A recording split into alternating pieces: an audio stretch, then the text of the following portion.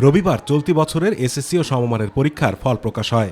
গাইবান্ধা চলতি বছরে পাশের হার ৮২.৩৫%। কিন্তু এত ভালো ফলের পরও জেলার সুন্দরগঞ্জের ঘগোয়া বালিকা উচ্চ বিদ্যালয় থেকে পাশ করতে পারেনি কোনো শিক্ষার্থী।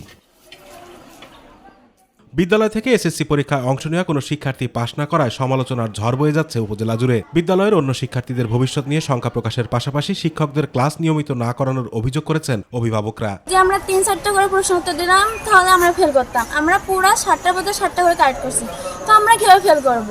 আমার পরীক্ষা অনেক অনেক ভালো হয়েছে ভগবানের কৃপায়। আমার পরীক্ষা খারাপ হয়নি, তবুও আমাদের যে এরকম একটা অবস্থা করলো আমরা বুঝতে পারিনি। আমাদেরকে কেন ফেল করা হয়? আমাদের স্কুলে একটা স্টুডেন্টও কেন পাস করতে পারে? ১৪ শিক্ষার্থীর ৯ জন গণিতে ও ৫ শিক্ষার্থী ইংরেজিতে অকৃতকার্য হয়েছে। শিক্ষকদের দাবি, এসএসসি পরীক্ষায় অংশ নেওয়াদের মধ্যে ৮ জনই বাল্যবিয়ের শিকার হয়, কেউ নিয়মিত ছিল না।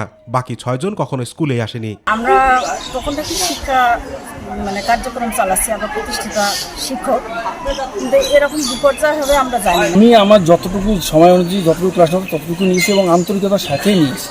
অভিভাবক সচেতন অভিভাবক এখানে শিক্ষার্থী যেতে চায় না। আমরা অনেক জোর অনেক বাড়ি বাড়ি ঘুরি, যে কটা শিক্ষার্থী নিয়ে আসি তাদেরও আবার বিবাহ হয়ে যায়। তার মধ্যে এবার ৮ জনের বিয়ে হয়, ১৪ জনের মধ্যে আবার ৮ জনের বিবাহ হয়ে গেছে।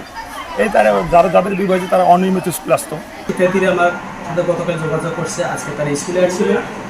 তারা বলছে, স্যার আমরা পরীক্ষা যেভাবে দিচ্ছি তাতে আমাদের ফেল করার কথা না, আমরা বোর্ড চ্যালেঞ্জ করবো এবং আমরা আশা করতেছি যে আমাদের রেজাল্ট ভালো হবে। এমপিওভুক্ত শিক্ষা প্রতিষ্ঠান থেকে কোনো শিক্ষার্থী পাশ করতে না পারায় এলাকা জুড়ে চলছে সমালোচনা। শিক্ষক ও শিক্ষার মান নিয়ে প্রশ্ন তুলেছে সুশীল সমাজ। ঘটনার প্রেক্ষিতে উপযুক্ত আইনানুগ ব্যবস্থা নেওয়া হবে বলে জানিয়েছে শিক্ষা বিভাগ। পরীক্ষার ফলাফল হয়ে গেল, সেখানে জানা গেছে যে ১৪ জন শিক্ষার্থীর মধ্যে ১৪ জনই ফেল। আমাদের মন্ত্রণালয়ের নির্দেশনা মোতাবেক যেভাবে ব্যবস্থা নিতে হবে আমরা সেভাবে ব্যবস্থা নেব। আতিকুর রহমান তিতাস, মাই টিভি।